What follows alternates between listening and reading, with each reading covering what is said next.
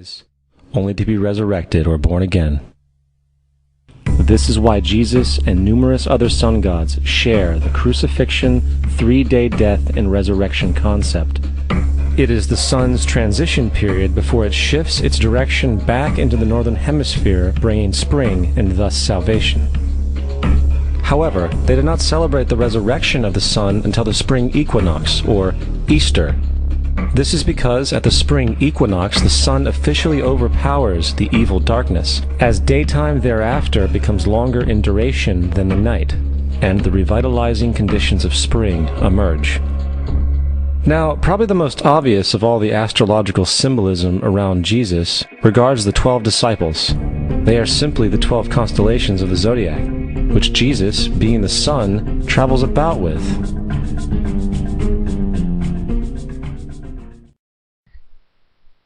Alright, Shalom Hebrews. What I want you guys to understand is that when you look at Christianity, most Christians don't understand that, how can I put this? They don't understand that while they may not necessarily call themselves Catholics, in the truest sense, that's basically what they are.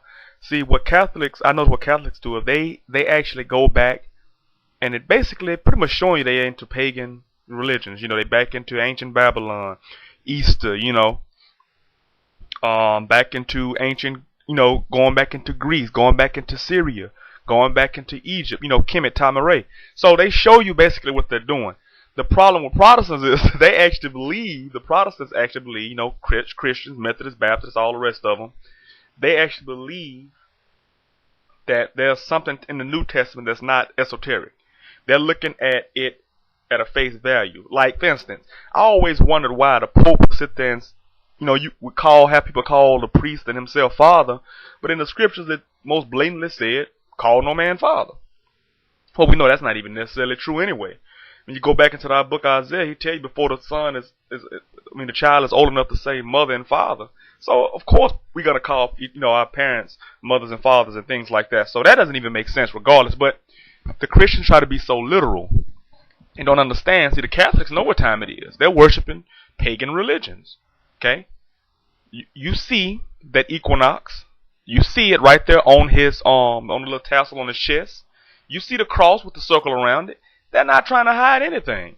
But most people don't know the history behind it nor the research. So like I say, when you go back and look into Christianity, you start seeing how the Pope is basically worshiping all these old religions. And for some reason, even Hebrews, I've noticed, that follow and believe that some man is going to die for their sins.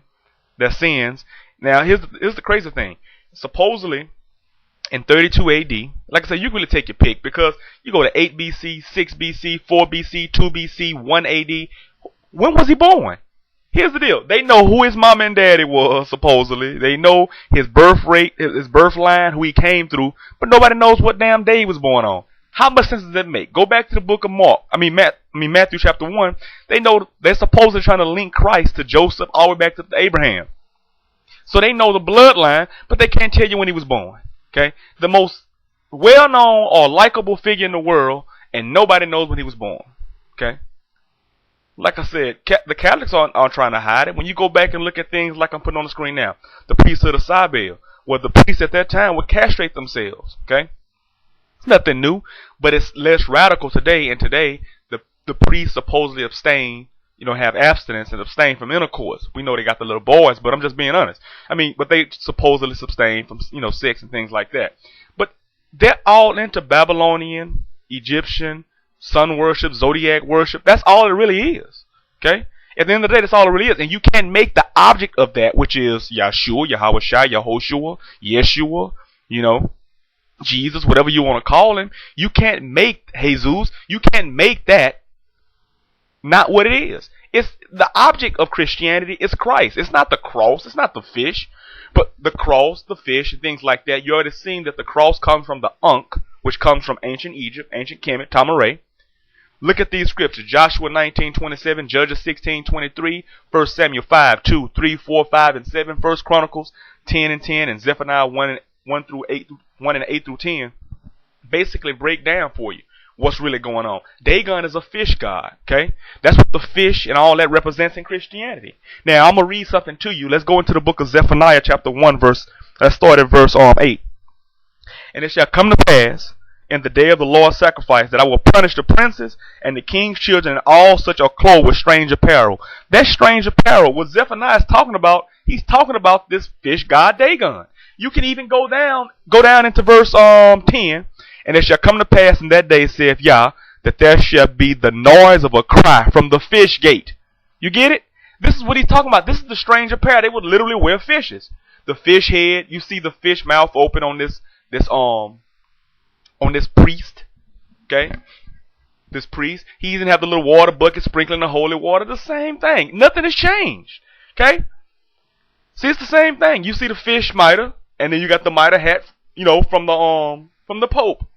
Okay? It's all the same thing. The sun on the cross. Okay? Going through each constellation of the zodiac. Now notice, Christ was 30 years old, right? When he started his ministry. Well, guess what? Each house of the zodiac is what? 30 degrees. 30 degrees, 12 zodiacs, right? 30 degrees times 12 is what? 360. 360 degrees. Okay? Complete encirclement. That's why you see it's supposed to be an imaginary circle or an imaginary belt in the heavens. That's what the zodiac really is.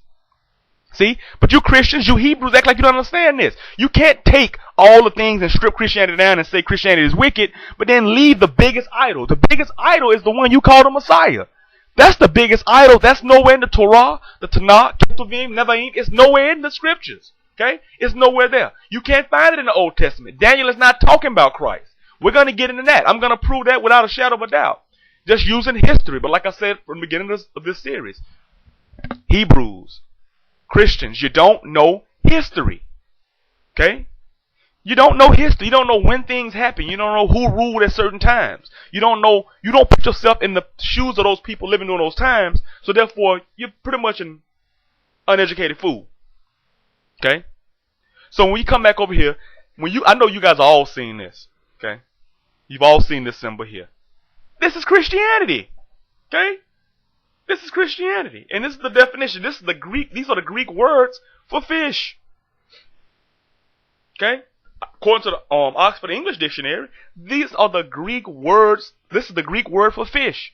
So if this is the Greek word for fish, it goes right back to what? Ancient Dagon, Babylonian, Philistine passages. Rite of passages. Going back to the ancient false religions. Okay? You see, you can't have it no other way. That's what the fish represents. Dagon, fish worship. You can read about that in Judges, Samuel, like I showed you. It says, as to the ritual of his worship, we only know from ancient writers that for religious reasons, most of the Syrian people abstain from eating fish, a practice that one is naturally inclined to connect with the worship of a fish god. See, listen, this is in the very Encyclopedia of the Catholics. Okay? I think it's around like 1913. This is the Encyclopedia of the Catholics. So, in addition, I'm looking in. So, you can go and research this and verify this stuff. You don't have to take my word for it. I don't want you to take my word for it. Okay? Don't take my word for it. I don't want you to. Okay? But I want you to understand that this is history. This is what's going on. Okay? Fish worship. Fish. Now, you see this symbol, and I know the first thing you think of is, okay, the first thing you think of is you're in traffic, you're going home, and what do you see on the back of somebody's van? SUVs, cars, proudly displayed. Okay? Proudly displayed. It's idolatry. Okay? You can't get around. It's idolatry. You see this. Jesus. It's no different. It's no different. Okay? They even had an acronym with the one I just showed prior. Jesus something. I don't even want to get into all that madness. But that was an acronym. Okay? You go into the book of Ezekiel chapter 18. It tells you explicitly, Yah through the prophet Ezekiel specifically told us that no man can die for another man's sins. And here's the deal. Just to show and prove you how simple that is. If Christ died for our sins in 32 AD, why in the hell did we go into captivity? If our sins were forgiven. Okay? That means it was an insufficient sacrifice. But then people will sit there and say, well, the prophecy said we had to go into captivity. And that's the truth. So if we had to go into captivity, that means his sacrifice was null and void. It didn't do anything. There's no power there. There's no power. listen, I know most of you guys don't do this or you don't know this, but